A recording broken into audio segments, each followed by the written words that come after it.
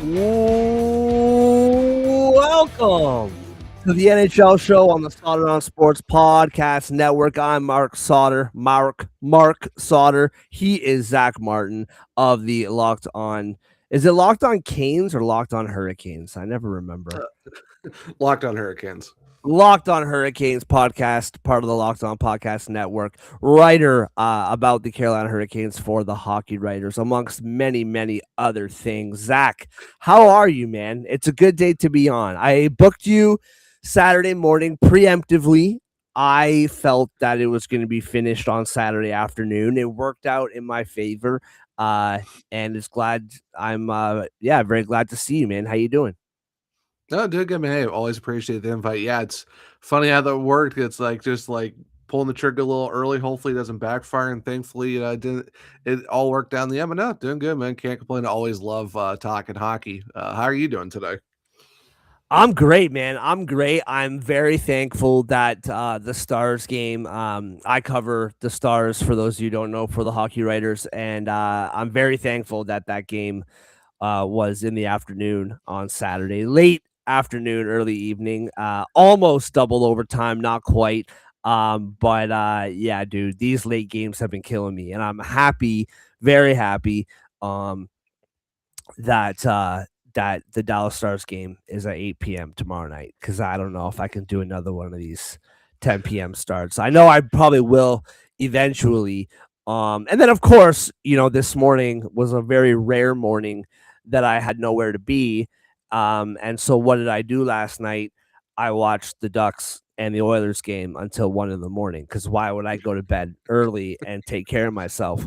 But yeah, man, I'm doing great. Thank you for asking. It's been a while. You first joined the show just before the Olympics, and a lot has taken place since then. Let's start. We're going to start with, for everyone watching the show, listening to the show, we're going to start with the Hurricane sweep of the Senators, and then we're going to touch on the rest of the Stanley Cup playoffs, touch on my predictions. I sent out my predictions before the playoffs, and we're going to double back on that, see how I'm doing. Oh, it's okay. Yeah. I'm doing okay. But and then we're going to look ahead to the Hurricanes and see what's in store for them. So I want to start with this. Obviously, Hurricanes win on Saturday afternoon. They never trail in the series. It was never.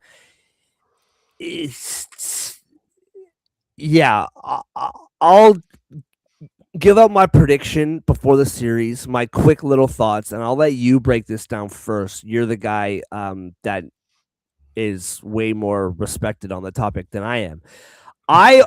I picked Ottawa to win the series in 7 games. I did it. Yeah.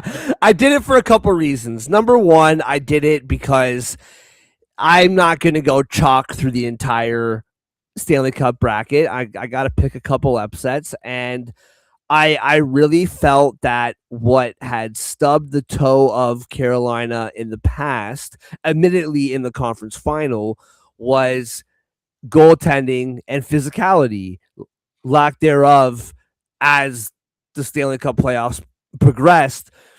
And I just felt that the goaltending for Ottawa, they had the edge. I felt that physicality wise, I felt that Ottawa had the ability to drag Carolina into the fight rather than Carolina impose their will physically. And I just felt that Ottawa and Carolina were a lot closer to each other than people may have thought. And so I thought if there was going to be any upset, I felt that Ottawa was the team that could have got that done. What we saw was a team that has been to 2 out of the last 3, right? 2 out of the last 3 conference finals, 3 out of the last 4, I believe, if that's correct. A team that's 2 out of the last 3, yeah. Yeah. A team that wins at least 1 playoff round, but 2 of in recent years, every season. A team that knows how to win, a team that knows who they are, a team that wasn't going above and beyond what they are. They didn't blow Ottawa out of the water, 7-2 every night, but they completely dominated the series. And there were stretches where Ottawa had some life. Freddie Anderson, I love me some Freddie Anderson. I'm a big fan of his. Um, his his ability to stay healthy is always the issue here. He was able to stay healthy for 4 games. Let's see what that's like moving forward. We just saw a team that knew who they were, and they just got the job done. And Ottawa, I have other thoughts on Ottawa. I think they should become really disappointed with themselves, not for losing the series, but in the way in which they did lose the series. But we'll get to all of that. So that's my 2 cents. For you, what were you looking at before the playoffs started? What was your prognosis? What did you think was going to happen? What were your concerns? And then versus what we actually saw take place. I think going into the series for me, it was, are you able to keep that scoring going? Because they had, 7 guys score 20 goals, Yep. 6 guys put up 50 points on the season. Power play was top 5 in the league, stuff like that. So it's kind of just seeing where you're going from there. Penalty kill, you're hoping it would pick up a little bit because you're used to them seeing top 3, top 1. This time they were, I think, 11th or 12th going into the playoffs. So it's one of those things where you're hoping it would pick up a little bit. Thankfully, PK did do their job and let up 1 power play goal the entire series, and now it's counting I don't know, 4 or 5 on threes in game 4. I think it was I think I lost count of how many was in the entire That's series. crazy, dude. That's Yeah. crazy. I think it was like 7, 7 or or was 8, that yeah. maybe? Yeah, That's 7 or 8 crazy. total. Yeah, well, the thing too was it took Ottawa until its 18th attempt to score a power play goal, and that was in game 4, and that was on the multiple penalties that they had, power plays that they had at that time. But they were able to shut the door down, and I think it was just goaltending. I was just curious to see who they were going to go with because you had Brandon Bussey, who played well all season. Freddie kind of struggled for a couple months, be picked up at the back end of the year. I know, his numbers across the board weren't the greatest, but if they said, okay, we're going with Freddie, I would have been like, okay, we know what he does in the playoffs. Because if you look at his time with Carolina, you're talking 22-23, 9 games. He was a 1.83 goals against and a 927 save percentage. That is the first Florida Panthers Eastern Conference final. That's where they lost every game by a goal, and there was one where it was quadruple overtime. And I still get PTSD from really long overtime games because I was up until almost 2:30 in the morning Yep. watching that game. And then you're talking 23-24. That was where they lost in round 2 against the Rangers. That was a 2.62 goals against and 895. But then last season, Florida again in the conference final, 2.02 goals against and a 907 save percentage. When you really look at what Freddie Anderson's done in the playoffs, regardless of how his regular season goes, I know previously he's missed multiple, a long stretches due to unfortunate blood clots or had to get surgery. But when he gets to the playoffs, he just finds a way to turn it on. And I know a lot of people are talking about well, his numbers are never really good in the playoffs. It's like, well, can't really blame him when the Toronto Maple Leafs just don't know how to get it done in the playoffs. I wouldn't say that's on Freddie Anderson. It's just the whole team collapse, and it's still happening now. But then Yeah. you look at this season, 1.10 goals against in 4 games, 955 save percentage, 1 shutout, 105 shots or 105 saves on 110 shots, and that's 273 minutes and 22 seconds of ice time. That is almost 14 complete periods of hockey because that includes the double overtime. So I think that's kind of what's really stood out for me. But yeah, just going into it, it's like, where are you going to go with the goalies? Are you going to get the scoring? Is the power play going to stay hot? Is the PK going to shut them down? And it's just, are you going to be able to battle a team who kind of played the same way you did? And that was just kind of like, okay, what are we going to look at as a series? And I think I know I picked Hurricanes in 6. I was giving Ottawa a little bit of respect because of what they've done at the back end of the season to get into the playoffs and get that spot in the Atlantic or get the wild card spot, because I know that was a tough battle for them. But just looking at what they had overall. So I was giving a little bit more respect. And I thought, I even mentioned going into the series, watch out for Drake Batherson because I don't think he gets talked about enough. And lo and No, I behold, he agree. scores three of the 5 goals for Ottawa. But yeah, going into it, I thought this was going to be a series that's going to last a little bit longer. Who's going to blink first. And battle the war of attrition. I know a lot of people think, surprisingly, ESPN, I think like 21 to 24 picked the Hurricanes, but I saw a lot of people outside of ESPN, like we're talking a lot of the other networks, a lot of them are picking Ottawa in 6, 7. Some were crazy enough to say 5, which I'm like, I don't know how you beat Carolina in 5, but it No, was somewhat no, no. it was a lot of people going with the sexy upset pick of the Ottawa Senators, and they're like, oh well, it's the Hurricanes, it's whatever. And yeah, we know how that played out. But yeah, for me, it was a lot. Just, you're going to keep your scoring alive. How's your power play going to do? Is your PK going to step up? Who are you going to go in goal and stuff like that? So that's kind of what I was looking at going into the series. Yeah, and I'm curious to what you saw as the series went on because like I said, I really felt that the things, and you and I talked about this when you joined the show a couple months ago, like eventually there is a couple of things and it's always the same things that catch up with the Hurricanes as the playoffs go on. And for me, like I already said, I just really felt that Ottawa presented those problems right away rather than the Hurricanes getting, you know, like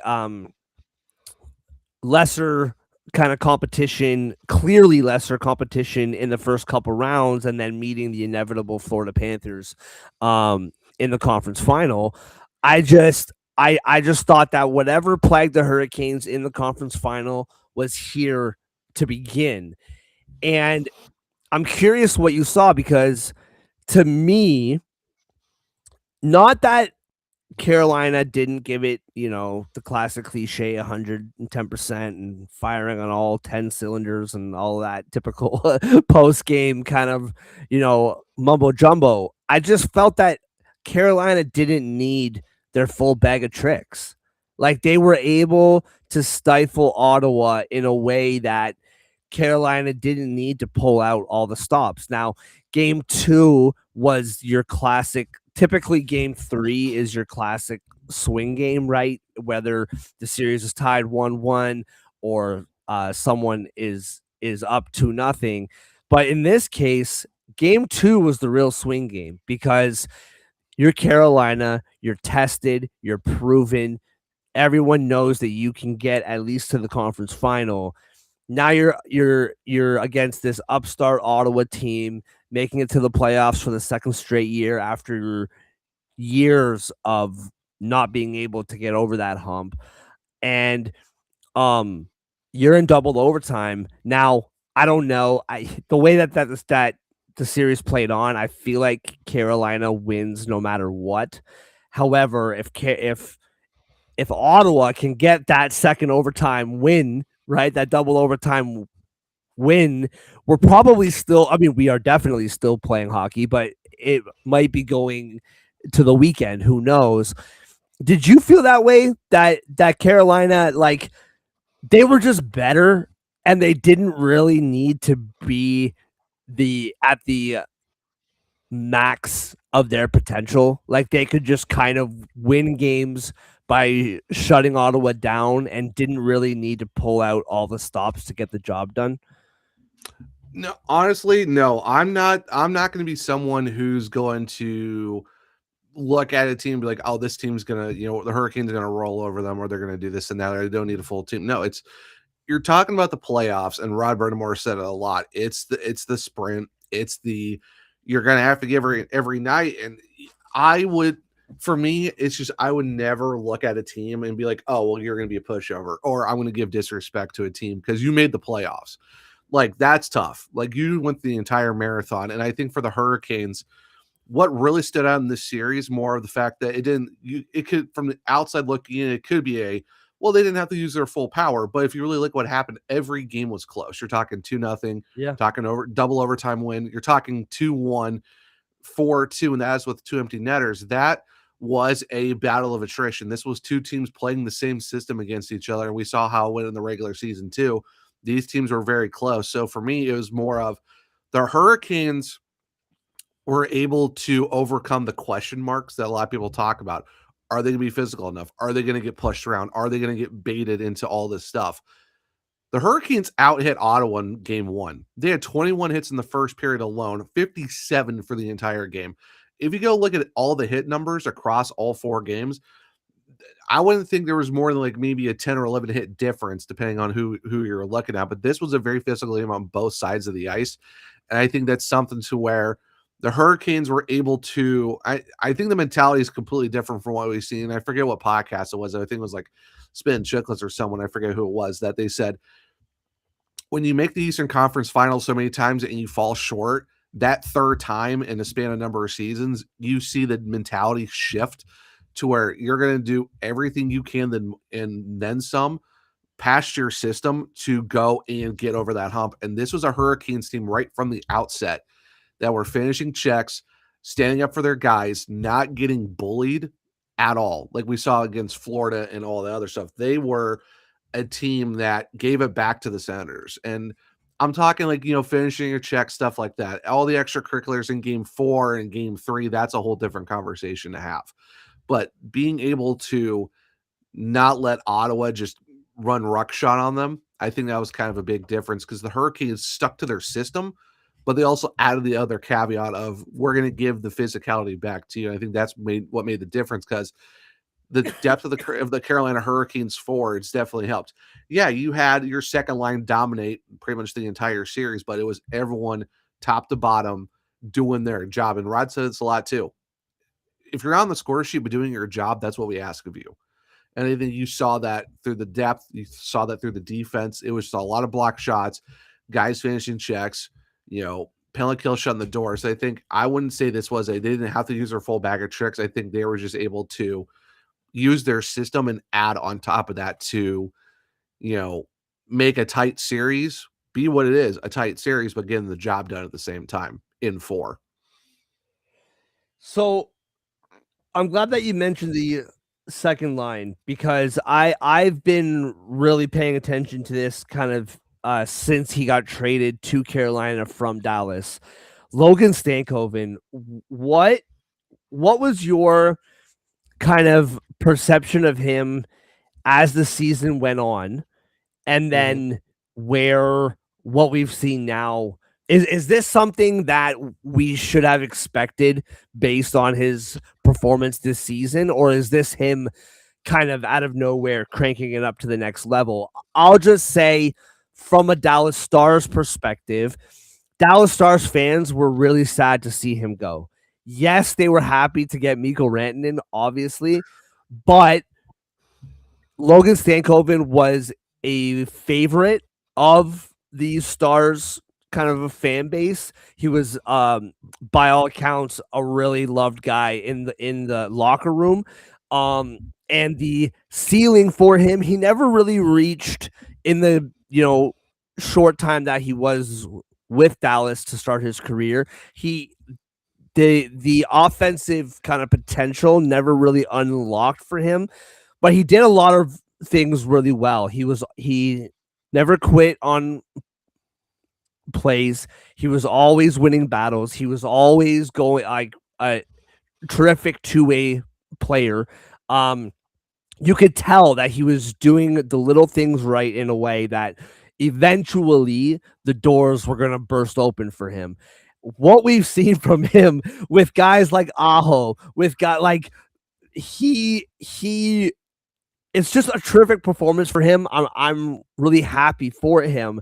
From your perspective, is this something that we could have predicted based on how he played this season, or is this kind of like, oh, like he's finally kind of become what we wanted him to be? It's interesting because when you look at the whole season, I mean, this is his first full season in Carolina, and on top of that, you're asking him to be a full-time center, which he hasn't done in a hot minute. I think it's like since Kamloops. It was the last time he actually played center because with the Texas Stars, it was mainly winger, did play some center a little bit. Same thing for the Dallas Stars too. So it's like, and even in the after they got him last season, he played all wing. This year it was like, okay, you're gonna have your first year in Raleigh, and it's gonna be as the second line center. And you saw him get better as the season went along because that's a tall task to ask a guy to be.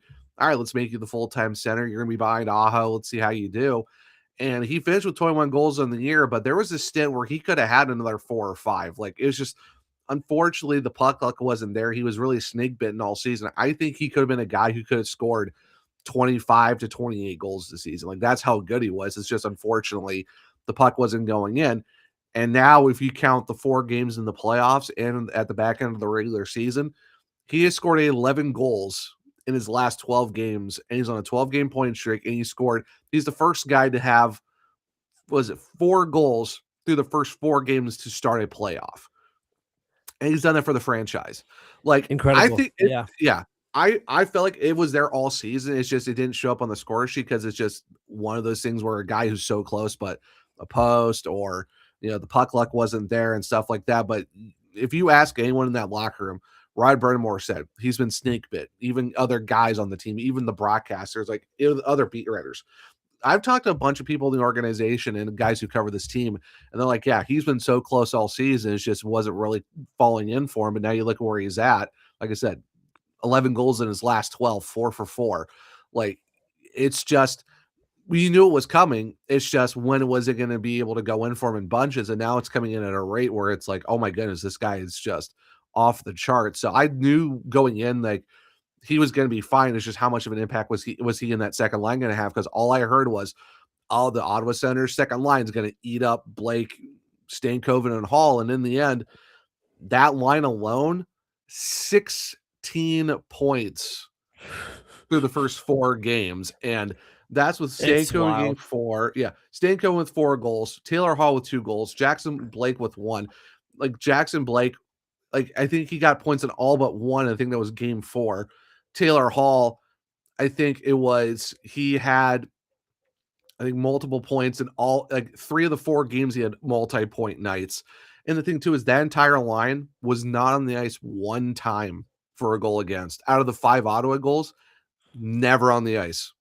Like, they were pluses the entire time. Like, Taylor Hall +5, Stankoven +3, Jackson Blake +3. Like, that line just absolutely feasted. But yeah, just with Stankoven, I knew he was going to be fine. It was just, what's the impact going to look like? Because all year you could see it. It's just, unfortunately, it was never going in. And now he got hot at the right time, and it's continuing to stay hot.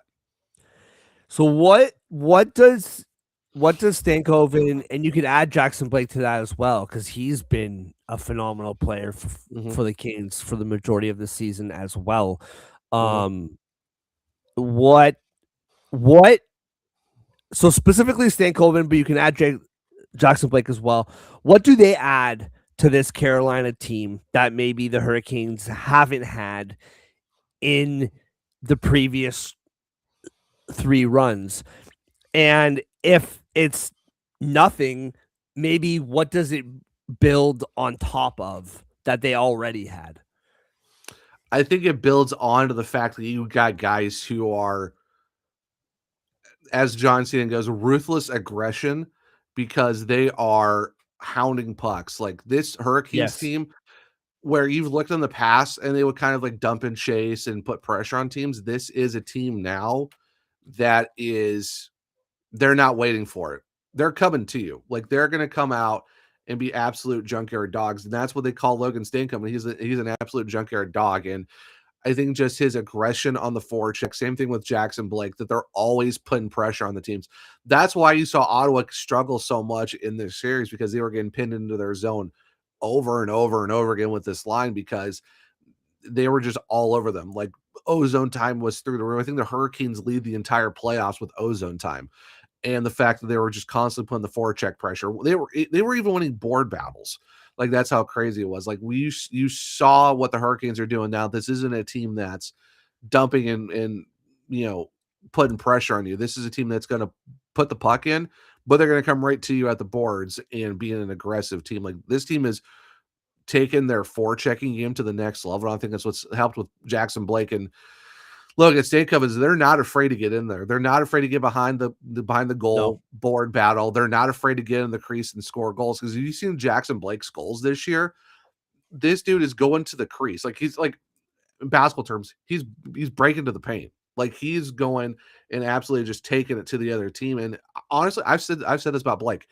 this dude could literally stick handle in a London phone booth and still find a way to score a goal, like with no issues. Like there was at one point it was like a 1-on-4 against the Minnesota Wild. He dipsy doodles through those guys and scores falling down, and that's just what Jackson Blake is. Like you're talking about a guy who had 50 points this year, 22 goals, he had 30 assists for the first time in his career. Like he had a career year. This is a breakout season for Jackson Blake, and he's 22.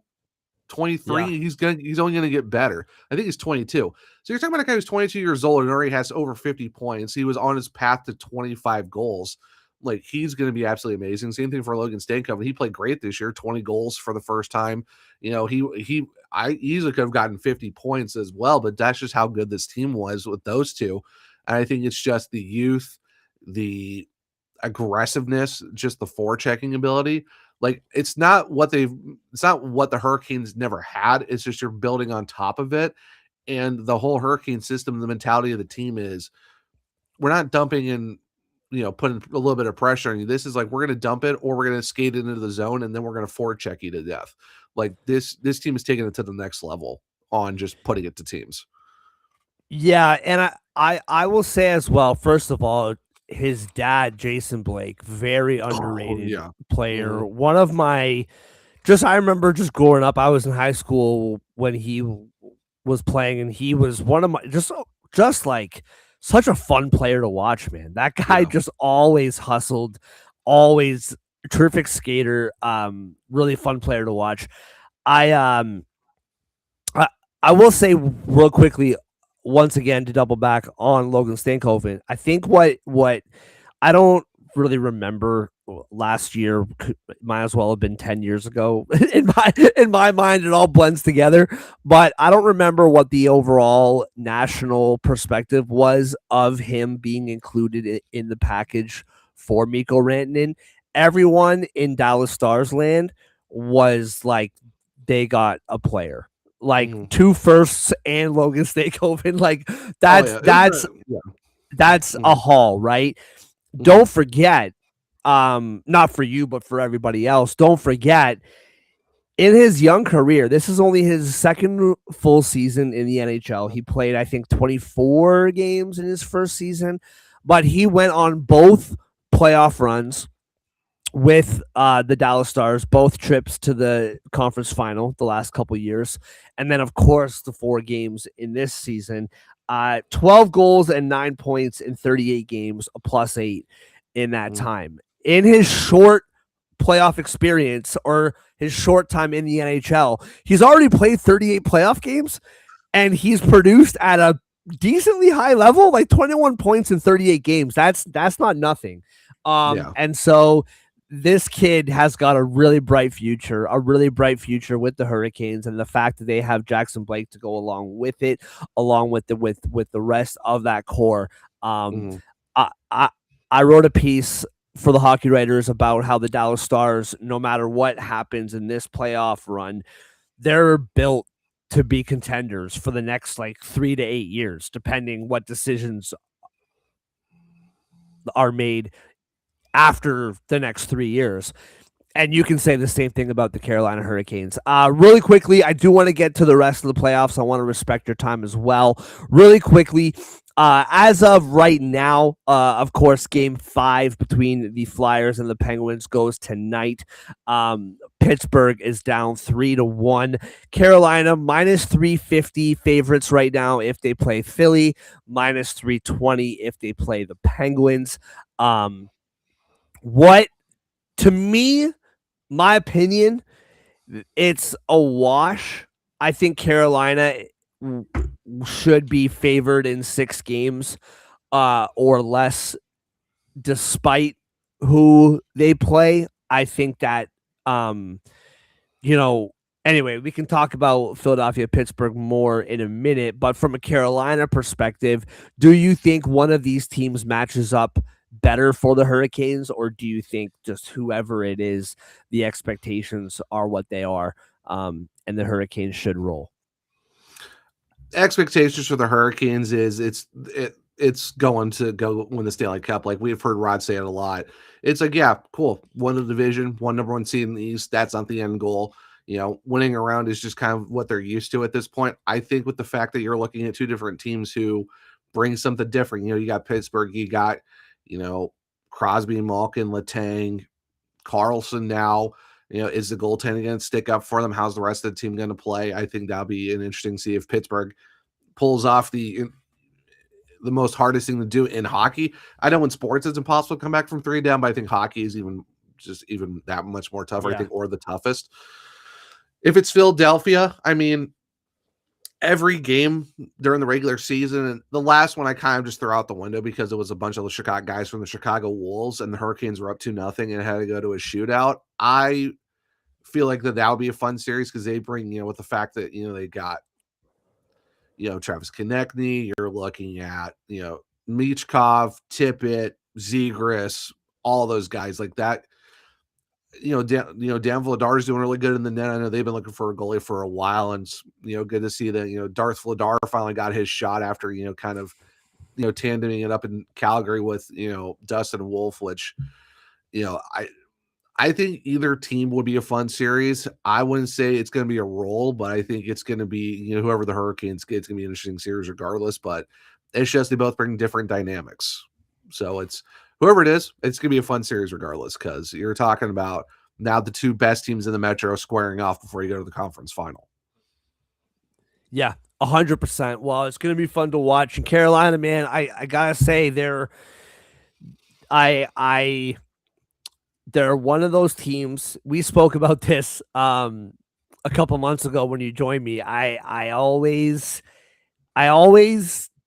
kind of tilt my head when I think about this team when it comes to predictions, whether it's for the regular season, whether it's the playoffs. And I will say it, like, I underestimate this team all the time. And they continue to prove after this series. And this series, me picking Ottawa in 7 wasn't really about underestimating the Hurricanes as much as it was, I just felt that Ottawa, they've been playing playoff hockey for the last 2 months. I felt that they finally reached a point where they could really make some noise. And and I'll quickly say this too, because we do have to move on, but I will quickly say this. The fact that you lost to the Carolina Hurricanes is not the end of the world. Okay. We just talked about it. The Hurricanes, 2 out of the last 3 conference finals. This team has Stanley Cup aspirations. The lack of offense from their big boys, I think, is quite frankly, I hate using buzzwords like this, and I don't want to, I'm not some hot take artist, but I think it is embarrassing. I do. Like, the fact that Tkachuk and Stützle and those guys, like, they were essentially neutralized and they couldn't do much of anything. And I think that's a really tough look. Now, I do think that after not being able to make it to the playoffs for all those years, you finally made it to the playoffs twice. I think this is a learning moment. I think that you can look at yourself honestly in the mirror and figure out what needs to change for next year. I don't think the fact that it's the Carol, like, I heard Friedman, who I respect and I go to for a lot of my knowledge. He rarely says things that I straight up disagree with. But this morning, he said that if you're Ottawa, you can say we got beat by a team with Stanley Cup aspirations. And I personally think that's hogwash. I think Carolina needs, obviously, respect. If you lose to Carolina in 6 games, 7 games maybe, I know that every game was close, but to me, getting swept without your big boys contributing really at all, and all season, and Friedman said this too, and I completely agree, all season from the Ottawa narrative, it was, if they just get some goaltending, they'll be okay. We're not worried about their offense. We're not worried about their defense. They just need some goaltending. Well, Allmark played out of his mind, almost. Like, Allmark played really, really well. I think a .933 save percentage, if memory serves correct. Like, the guy was lights out for you. And yes, Freddie was good. Yes, I think Carolina's defense is largely underrated.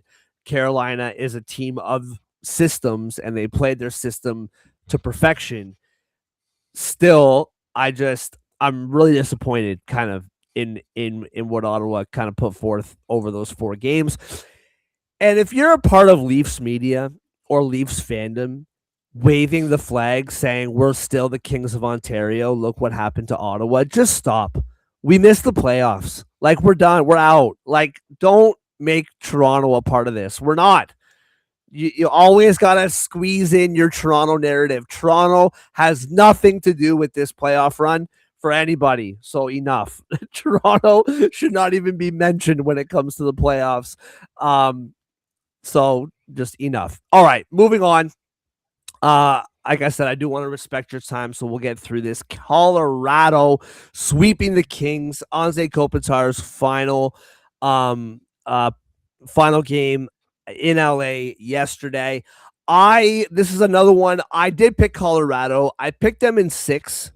I felt that the Kings were going to give them more of a run than a lot of people did, and kind of similar ish to the Carolina series, where LA, it was a close series as far as the games go. But again, Colorado, been there, done that, didn't really sweat, found a way to close out all 4 games. I have no crazy take on this. Is there anything for you that you took away from this series? I think this is one that if you picked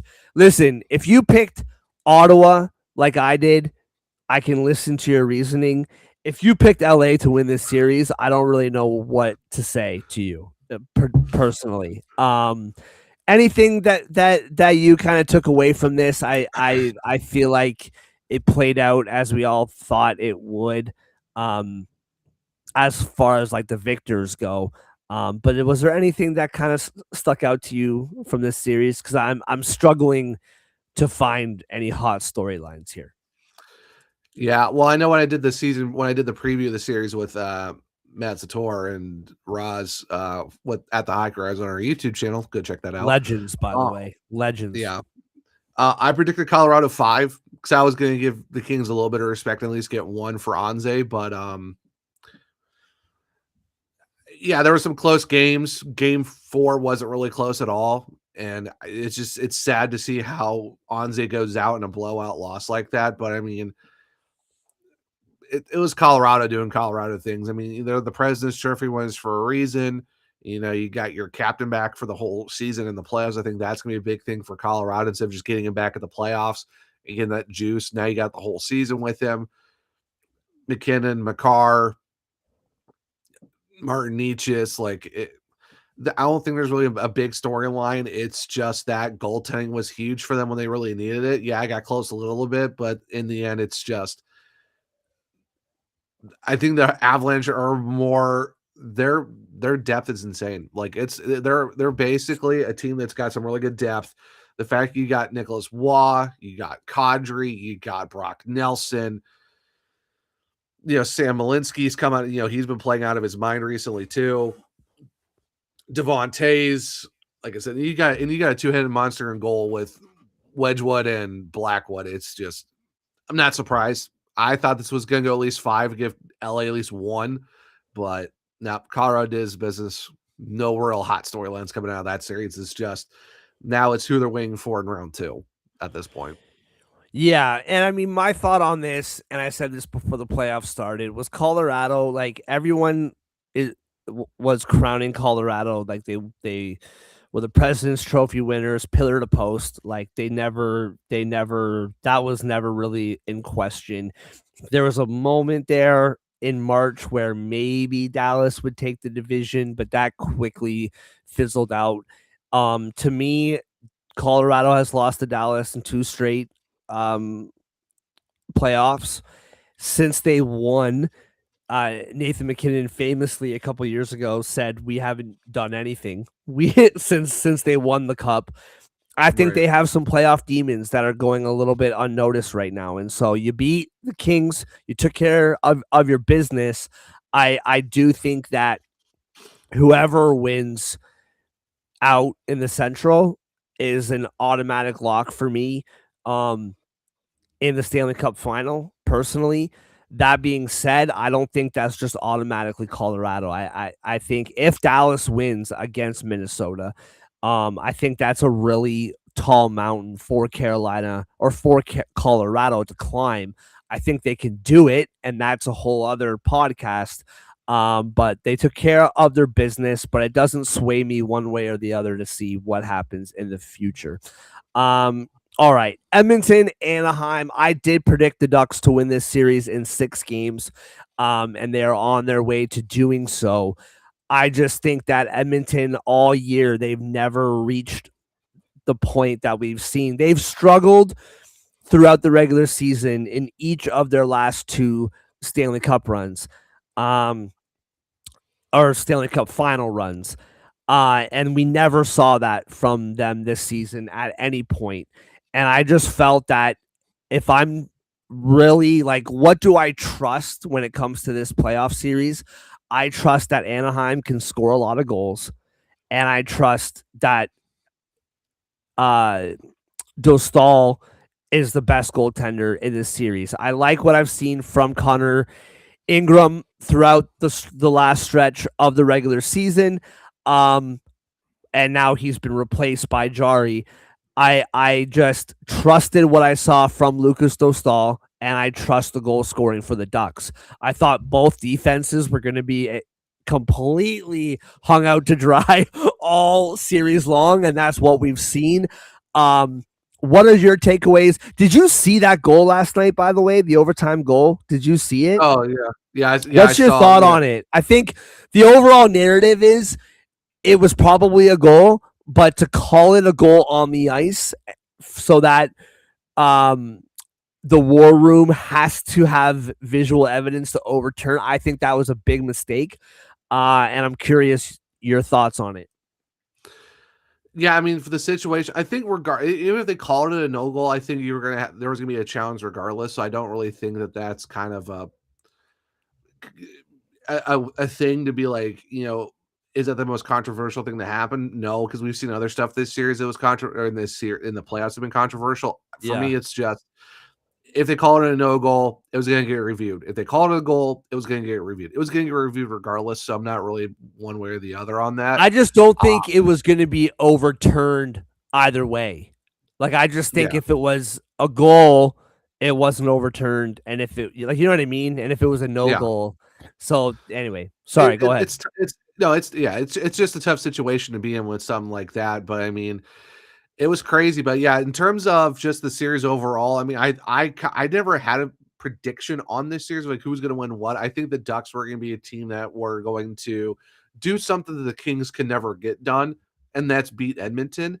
Um, I've been saying this for so long, and it's that Edmonton will never win a cup unless they actually figure out their goalie and defense situation, because going from Stuart Skinner to Jari was like it's basically it's like corporate ones. You look at the same picture, look at the difference of these two pictures. It's the same picture. That's how it is with Jari and Skinner at the time. I just don't really feel like there was a much of a difference there.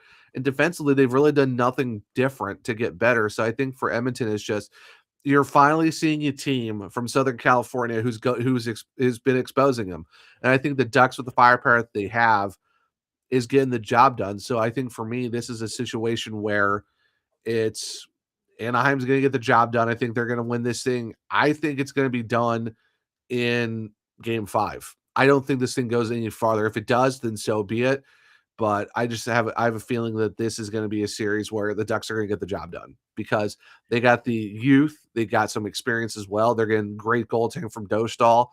And I think they're just exposing what Edmonton is, a very top heavy team with a very Jekyll and Hyde defense when it really wants to show up, and goaltending that's still has not been figured out. And they're, being exposed for being the biggest Swiss cheese that comes out of a cheese pack at this point. That's just how we're looking at it. I've seen Swiss cheese have better holes than that in goaltending for them. Yeah, dude. And I mean, listen, man, say what you want about Stuart Skinner. the guy the guy figures it out in the playoffs and then gets Mhm, exposed, has to mhm. sit for a couple games, and then comes back and is lights out again. It's happened It's weird. two straight. It's weird. Yeah, dude, it's happened two straight seasons. I think everyone in Edmonton would tell you that they would be better off with him. I don't know how much of a difference it makes. I think it makes a little bit of a difference. And yeah, dude, I just think with that call last night, I think if it was deemed no goal, then it wouldn't have been overturned. And if it was deemed a goal, which it was, it wouldn't have been overturned because there wasn't conclusive evidence either way. I thought the placement of the refs and the linesmen, it just wasn't.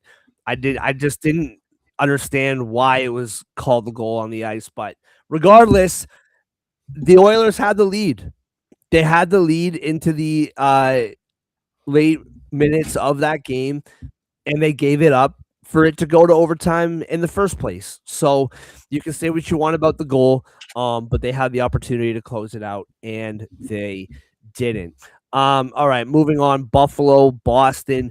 To me, I did pick Buffalo to win this series. I thought it would go later. I thought it would go 6 or 7. Still might. That performance by Boston yesterday was just like horrendous. Like I don't even know Yeah. like what to say. I just felt that I felt coming into this that Buffalo um they were starry-eyed. They finally made it to the playoffs. They won the division, had a terrific season. But Boston had this calm demeanor, experienced team that I felt could give Buffalo some serious trouble. And we saw it a little bit over the first couple of games, and now Buffalo is just taken over. Where were you at with this series? Where are you at now? I just continue to be impressed with this Buffalo team. They continue to kind of show me. I just refuse to believe in them, if I'm being honest. And I did take them to win this series, but um, I really did feel like Boston had a legit chance, um, to kind of steal this from them. Yeah, I think I had Buffalo. I didn't put it out there, but I think internally, I think I had Buffalo going 6 in this one because you can't overlook a team that was that hot going into the postseason. Like, I forget what their records. It was like 39 something something and something because it was just a stupid run they went on. Um, I think this was you look at the series. It's just crazy how it looked close early on, but then you look at game 3 now, especially in game 4, and I will blame Swayman one bit for taking No himself way. out, No. and it takes himself out of the game and then barks at the bench. Yeah. I don't blame him because that is the fact you're down 4-0, 5 shots in the first period. You can boot off the ice. And if anyone blames Swayman, that's just a lazy take because you can't look at what Pavel Zacha did. You can't look at what Morgan Geeky did. You can't look at what David Pastrnak did, McAvoy, all these guys all season long fight for, they got the wild card 1 spot because the Atlantic was so ridiculous with 3 teams and over 100 points. But it's, I think the fact that this is like the 1B performance of the playoffs to their epic collapse to Florida when they were up 3-1 in the series after having that record of the most points in a regular season. This series is the 1B to that. It's the B side of a record of just the most pathetic performances you can watch out of a team. And it's mind-boggling how they've completely given up in the last couple of games. Like, they've blown multiple leads this series. In game 4, you just go out there and just throw the biggest dud. And you got your goalie so mad at you that he's pulling himself out and barking at you. So yeah, it's kind of a crazy situation how that's played out. But if Boston does somehow figure it out for game 5 and push this thing to 6, I think Buffalo's taking it. At this point, I think Buffalo's too good. Boston's kind of this wish-washy mode right now. I don't see Boston coming out of the series. Buffalo's been playing too well all year, especially at the back end of the season to get where they're at to take to the division. it's going to be done sooner than later. This is not going 7. Like after game 4, not a chance this goes 7 games. And if they do, so be it. But yeah, it's And let's crazy. not forget, yeah, dude. And let's not forget, dude. Like, what was it? They were up 2-0 with 8 minutes left in the third period Mhm. of game 1, Yeah, and they lost 4-3 in regulation. And to me, there might have been a yeah, couple that maybe Swayman would have, wanted to take back. That team just caved in. That whole team in front of him yeah. just caved in. So you're 100% right, dude. We can talk about game 4. Mhm, And I agree with you 100%. And then we can go all the way back to game 1 where they just mhm, completely caved in on Swayman and gave up a 2-0 lead in the last 10 minutes of the game and lost in regulation. And it goes right back to that for me. And if you find yeah, a way to pull out that win, who knows where the series goes from there? Like, if all things are even, right? mhm, If they win that game 1, they win game 2 like they did, you're going back to Boston up 2-0. mhm, Where, and who knows, maybe they would have lost game 2. I don't know, but I'm just saying, like, you were the better team through 2 games. If you're talking 60 minutes plus 60 minutes, right? 2 full games, game 1 and 2. You were the better team. Yet the series was tied, and now here we are on the brink of mhm. elimination. All right, let's finish up the East, and I'm going to let you go. Once again, I appreciate your time, and I appreciate you joining me as always, man. I'm sure throughout the playoffs, I would love to have you on again. Tampa Yeah. Bay, Montreal. Oh, Um, man. this series, dude, like, so again, I picked Tampa to win this series. I think I picked them in 6, maybe 7, and my reasoning was just that I felt that, again. I think these two teams are extremely even. We've obviously seen that through the first 4 games of this series. I just, when I don't know who to pick, when I'm like up against it and I'm like, man, either team could win this series, I go on experience and Mhm. goaltending. Yep. Right? Goaltending, experience. Those are the two kind of things that I go to. And Tampa Bay has them both. Now Vasilevsky, wow, I butchered that. Whatever. Yeah. Um, the last couple playoff runs haven't been terrific for him. Mhm, However, we have seen his play in the regular season get kind of back to what we know him to be. And I just felt that, okay, these two teams very, very even across the board. Experience and goaltending goes to Tampa Bay, so I'll pick Tampa Bay.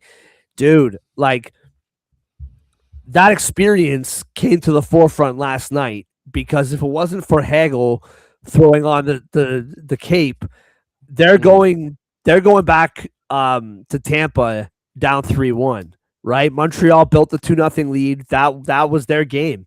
And Tampa found a way to crawl back in it and win the game, to give this the first regulation win for either team of the series.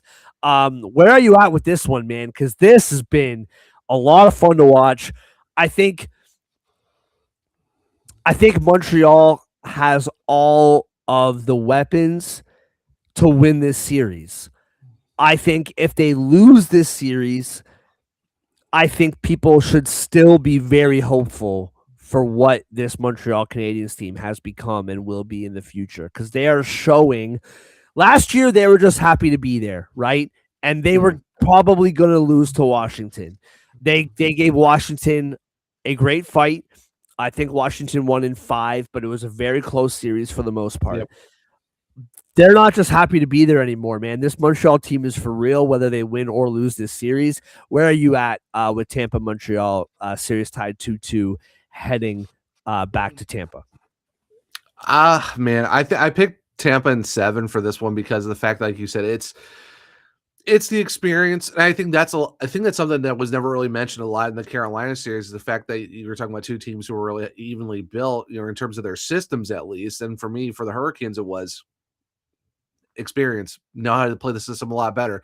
Ottawa's kind of used to it, but Carolina was better at executing it. And that's why I feel like for this series is both teams have weapons. I mean, you can't overlook, Nick Suzuki. You can't look over Cole Caulfield putting up 50 goals on the season. You're looking at, No. Lane Hudson and Slavkovsky and all of that. And, Dobish has been playing well too. And I think it's just this series is going to go seven regardless. I think either team can win this series really, but I think it's, if you had to ask me, like if I had to put something on it, or it's just, you have to make the decision, I would just say Tampa just because of the experience. Cause you can't overlook, Hedman, Hagel, Gensel, Vasilevsky, this is just a team that is been there and done that. And, the last couple of years for them, they've really wanted to get back to what they used to be as a team that was so formidable in the postseason.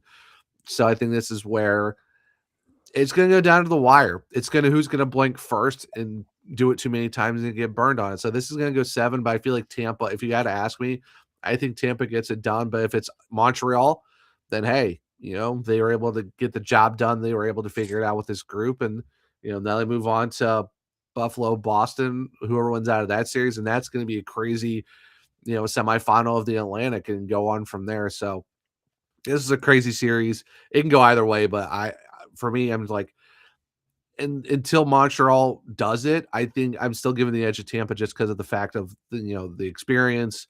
You know, I didn't even mention Kucherov. I mean, hello, it's just it's just what they have on Tampa's team and just the playoff experience. I think gives them the edge. But if Montreal does it, you can chalk it up to Montreal just got the job done. Both of these teams are that good. That's how good this series has been. Anyone can win it. This thing's going the distance for seven. I agree with you. I do. I think the pressure for me, the pressure in game 5 is 100% on Tampa Bay. I think if you go back to the Bell Center down 3-2, I think it's trouble. I really do. I am with you. I do think this goes 7 games. I think it is imperative, however, for Tampa Bay to win game 5, man. And hey, why not win it confidently? Why not win it 5-2? Like, why not just win it, not have to play the fourth period, like just go and win a hockey game. Cause I think Montreal's confidence right now is sky high, even with blowing the lead last night. And I think that you go back to the Bell Center down 3-2. I think that's a really tough spot to be in if you're Tampa Bay. But I do agree with you. All right. I am going to continue with the Western Conference. However, I am going to let my good friend Zach Martin go. Thank you so much for joining me. Tell the people where to find you, what's coming up, what's coming out, what is out. I'm sure you got lots. I mean, listen, part of the Hockey Writers, I see the company Slack, and you're putting out a new article like every 5 minutes. So there's lots and lots that you're putting out there. What do you got for the people before I let you go? So my goal is to try to do a takeaway from every game of the playoffs. Luckily, able to do 4 for 4. Hopefully that's gonna be we're gonna do a bunch of these. Hopefully it's we get some cup final ones in there as well. But yeah, so check out the takeaways for game 4 from Saturday. I actually just put out my 3 stars of round 1. It's pretty easy when you do 4 games and you're already writing like who the big performers were of round 1. So go check that out. At Locked On just dropped Monday's show where talking about game 4 overall, talking about the series, waiting for game 2. I know for tomorrow's show, I'll be doing my podcast version of the 3 stars of round 1. If you guys want to check that out on all podcast platforms or on YouTube for Locked On Hurricanes. And like Mark said, thehockeywriters.com, you can find all my stuff over there. Like I said, putting out stuff almost it's a lot of articles, but it's fun doing it too. Even did one on Jordan Martinook, finding ways to be a sneaky clutch performer too. So a lot of stuff going on over there. Just appreciate the support. And Mark, thank you as always for the invite, man. Always down to talk hockey with you. So yeah, if you ever need me to come back on at some point during the playoffs, you know where to find me. Oh, dude, 100%. As a coworker reading your work, I always read your work, and I have a lot of respect for what you do. The hustle is real. If you're listening on Spotify, I will put the link to Zach Martin's page. Well, Zach, I don't know, using your last name so much. I will put the link to Zach's profile on the Hockey Writers, which will have a link to all of his work and to his podcast as well. So check that out. Zach, I appreciate you, man. Thanks for joining me. And hey, man, the invite's open. You guys move on. The invite will be there. And if you don't, the invite will be there because content will be aplenty either way. I will say, before I let you go, now that round one is complete, I do think that it was probably true that a Stanley Cup appearance was the expectation regardless. But with what we've seen Montreal put Tampa Bay through, and I think Tampa Bay was the other kind of quote unquote lock to get to the conference final. It's Stanley Cup final or bust for this Carolina team. So hopefully we get there for your sake because I care about you and your well-being. But Zach, thanks for joining me, man. We'll see you next time. Awesome. Thanks, Mark. Appreciate it, man. Talk to you later. Take care. You too. All right, Zach Martin from the Hockey Writers Locked On Hurricanes podcast on the Locked On Podcast Network. Big shout out to him for joining me. We're going to take a quick break and come back with the Western Conference. Three series left after the Avalanche took out the Kings yesterday. Quick break, and we will be back here on the Solid On Sports Podcast Network, the NHL show. We will be right back.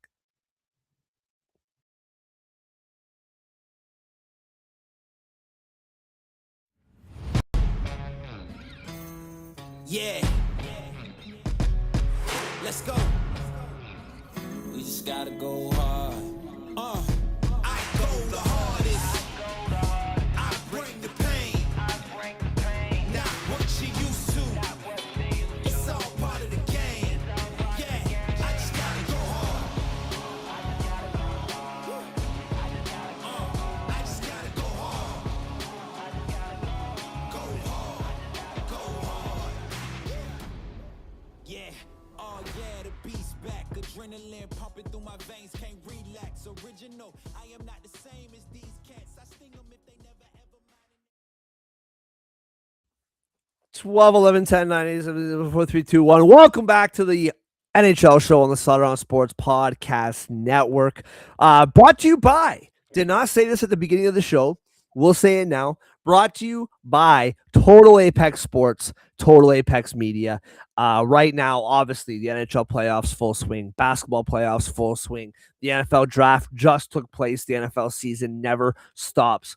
Baseball season full swing. Soccer, cricket, tennis, golf, whatever sport tickles your fancy, as they say. Total Apex Sports has you covered. They have DFS. They have overall fantasy, betting, news and notes, whatever you need, they have you covered. Go to Total Apex Sports, totalapexmedia.com. They got everything, man. Total Apex Media has horoscope, it's got pop culture, it's got religion, news, everything that you need. Total Apex Sports, Total Apex Media. Also brought to you by First Round Collectibles. Promo code SPORTS10 gets you 10% off whatever sports card you want in the entire First Round Collectibles store. Once again, any sport. They got wrestling, they got F1, they have it all.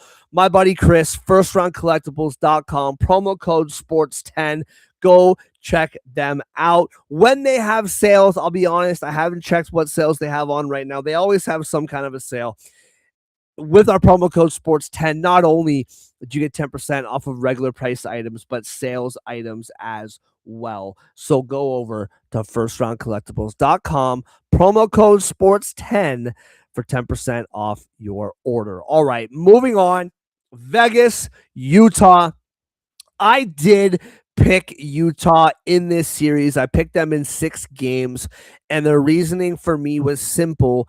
A little bit like Edmonton, I just didn't see enough from Vegas this season for me to really buy in that they were gonna just eventually flip the switch. I think, my buddy Jim from Full Press Hockey was on last week or a couple weeks ago, and we talked about how under Torts, Vegas has played a lot better, how Mitch Marner's played a lot better. This series is far from over. I just really buy into what Utah has become. I think that they have been approaching this moment even back to their days in Phoenix. I just think, or Arizona, whatever. I just think that they've been building to this moment where Vegas has been trying to hold on to this moment, and I just think that it's slipping through their fingers. Um, I said before, when I don't really know what to do when predicting a certain series, I go to goaltending and experience. And while Vegas has the experience, I think Utah has the goaltending. Although there are moments where Carter Hart has played really well, to me, this has a little bit of the makings of the Pittsburgh Phillies series in the sense that Utah is just a younger team, a faster team, and while they're not as experienced as Vegas, they just clearly have more jump. They have more momentum.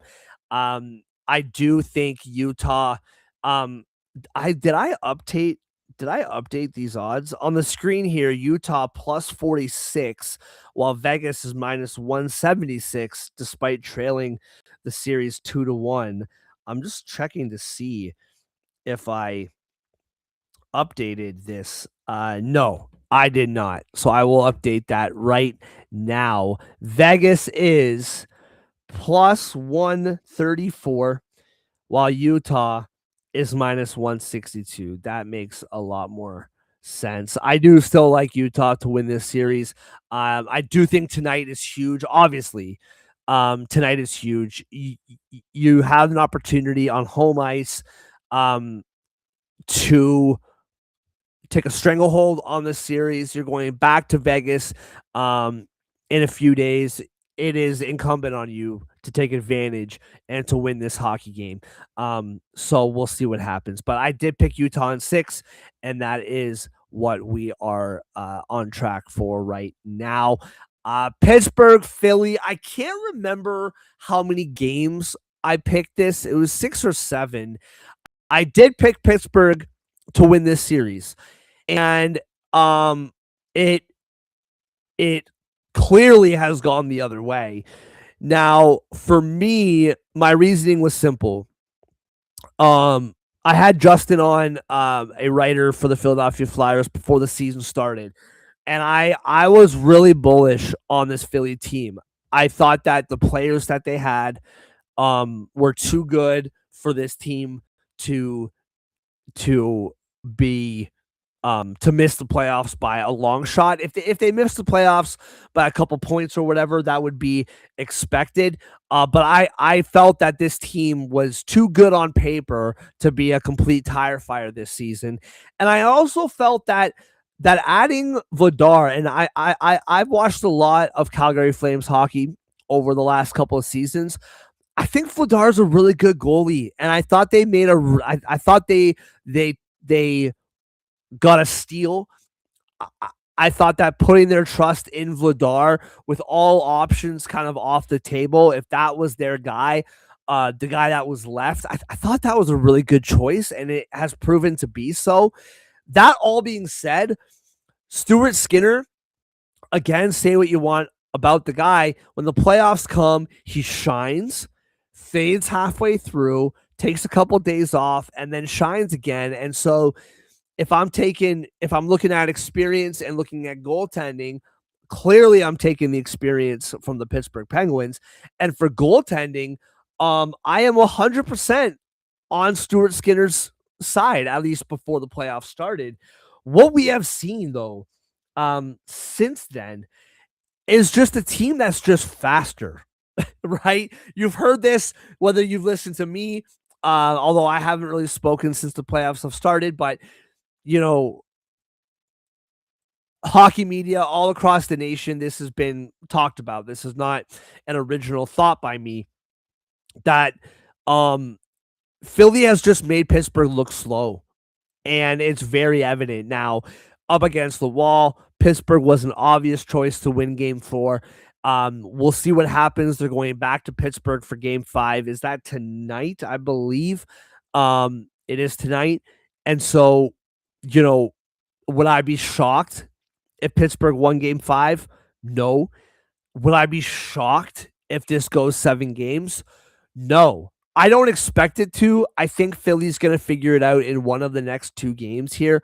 But I've just been really impressed with what Philly has done. I think if they lose this series, yes, it's going to be extremely disappointing being up 3-0, having the Penguins on the ropes. Of course, you're going to be disappointed if you lose this series, but I think there's a lot to really believe in when it comes to this Philly team. I think how Zegras has fit in has been just beyond expectations, at least for me. So we can look ahead and say if Pittsburgh finds a way to come back, there's still a lot to hope for the Flyers in the future. That being said, you're up 3-0. Now 3-1, you got to find a way to put this team to bed. And I think, listen, if Pittsburgh comes out and wins a Game 5 on home ice, not the most shocking thing. Now Game 6 in your barn, the opportunity once again to close this out, you have to take advantage. So I did pick Pittsburgh to win this series, and it has, been completely opposite. Again, somewhat similar to what we talked about in Game 1 with Boston. Pittsburgh has had opportunities to close out games, and they just haven't been able to. Like that Game 3, man, that was Pittsburgh's moment to kind of get back into the series, and Philadelphia just said no. And they found a way to get the job done and win somewhat convincingly. So 3-1, Philly, big favorites right now. Pittsburgh plus 500, not the worst sprinkle out there, but we'll see what happens tonight. Again, Philly opportunity to clinch. I feel like Pittsburgh is going to find a way to push this to 6 games on home ice with the experience that they do have. All right. Final series. Dallas, Minnesota. Dallas minus 118 to win the series. Minnesota minus 102. Series tied 2-2. Now, I'm covering this series for the Hockey Writers. My eyes have been on all of these series. This one the most. What I will say is there's a lot being made of right now, and understandably so, about the playoff, about the special teams dominance, right? Specifically on the power play of the Dallas Stars and their inability to score 5-on-5. Now, I believe what has made this even more of a narrative is the fact that, Marcus Foligno came out and said after Game 2 that this team can't hang with us 5-on-5, which, to take those words literally, like cannot hang with us, I think is ridiculous. I think that this team can hang. The difference is they just can't convert right now. It's been 2 games plus that they haven't scored a 5-on-5 goal. Obviously, very concerning. Dallas has to figure it out. There were large stretches of that game on Saturday where they were by far the better team 5-on-5. Second period specifically, where I think it was 2 separate 3-minute stretches where they hemmed the Wild into the offensive zone. Well, the Wild defensive zone, the Stars offensive zone. they have been, especially game 4, they were the better team overall 5-on-5. They just couldn't get pucks to the net, and I think head coach for the Stars, Glenn Gulletson, said it perfectly after the game that you look at the 5-on-5 goals for the Wild versus the 5-on-5 opportunities for the Stars, and the Wild are just crashing the crease and just upsetting Ottinger, disrupting Ottinger, and the Stars just aren't doing that right now at all. All of their opportunities are either from the outside or from the mid slot or the circles, and they're having a really hard time crashing the crease. And if they don't figure out how to get 5-on-5 goals, it is going to be a massive problem, obviously, moving forward. I just think overall the Stars have shown that they are the more experienced team. I think that 6-1 loss in game 1, that embarrassment of a loss in game 1, since then they have shown that they are the more experienced team. I think they are the better team. I think the margins are extremely thin. I think Jake Ottinger has been phenomenal in the last 3 games. Even in game 1, man, he had no help. There was a goal. I think the 4th goal specifically was a bad one. Excuse me. Other than that, this team has converted on the power play. Maybe more importantly, they have shut the power play of the Wild down, which I think is like that win in game 3. A lot was talked about the power play for the Stars, and rightfully so. And it gets forgot that between the third period and between the game tying goal, Matt Duchene halfway through the third, and the end of the game, the Wild had 5 power play opportunities and they couldn't convert. And the Stars just converted on all of them. And so, or on most of them. So for me, I still really do like Dallas in this series. I think that they can, like, to me, again, I know this is very copy and paste, very cliche. To me, I just think it's really important, man. Like, you have to win tomorrow night if you're Dallas. You have to. And I think if you win tomorrow night, you give yourself 2 opportunities to win. I think no problem. The series is yours. Now, that might seem obvious. I just think that Minnesota, this team needs to get out of the first round. They have to. And if they go back to Minnesota up 3-2, I just think that environment is going to be too much. Like, if the Stars can find a way, if they lose tomorrow night, find a way to win game 6 in Minnesota, then okay, game 7, I like Dallas's chances. But if Dallas wins tomorrow, or if Dallas loses tomorrow night, that game 6 in Minnesota, to me, that you're setting yourself up for failure with that one. And so for me, I just, you gotta win tomorrow night.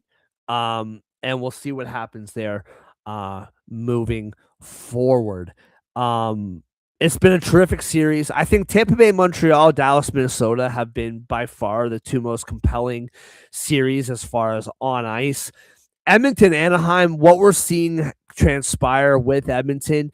I'm going to reach out to some Edmonton people and try to get them on a podcast over the next few days, whether they win or lose.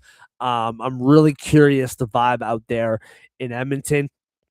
But regardless, if we're talking just strictly on ice, what we're seeing from Dallas, Minnesota, and Tampa, Montreal, I think are the 2 most compelling for sure. Tonight, Flyers plus 114, Penguins minus 130, 137. I will take Pittsburgh to win that game tonight. Golden Knights, Mammoth. Golden Knights are minus 118 favorites tonight in Utah. Not quite plus money for the Mammoth at minus 102. I'd be curious. I didn't check the odds earlier. I would think that Utah was probably a plus money dog and it got bet down. I would assume. I don't know that to be true, but I will take the Mammoth to win tonight. I think they figure it out and put Vegas on the ropes. Everybody, thank you so much for joining me on a Monday, late Monday morning, early afternoon. Really, really appreciate it. Whether you're listening on Spotify, watching on YouTube, or on X, whether it's Monday or now Tuesday, because I think regardless of what happens tonight, lots of stuff in this podcast, of course, it will be relevant on Tuesday. Everybody, have a wonderful, wonderful day. Thank you, as always, for joining me again. Spotify, YouTube, X, whatever the platform is, like, subscribe, all of that good stuff. Share. We will be back at some point in the week. The MLB shows have taken a bit of a break. I'm trying to figure out between the different co-hosts that have helped me on various shows. My head is so far up the behind of the NHL right now. I'm gonna see if the boys can get together and do an MLB show here soon. At some point this week, I don't know when, I will be joined by Joe. We are gonna do a show about the draft in the NFL and kind of catching up on the off season. We're going to figure that out. Not too sure when, but stay tuned, stay updated, all of that good stuff. Once again, this show is brought to you by Total Apex Sports, Total Apex Media, hockey, basketball, football, baseball, golf, cricket, soccer, tennis, whatever tickles your fancy. 2 times in the same episode saying that phrase. Total Apex has you covered, whether it's news and notes, whether it's daily fantasy, regular fantasy, betting, all that good stuff. They have you covered. First round collectibles, promo code SPORTS10 for 10% off your order. Any sports card, including sales items in the first round collectibles store. Once again, thank you so much for joining us. We will be back at some point doing another NHL show this week. NFL show, MLB at some point. We're dead. Thank you guys for hanging out. We'll see you next time.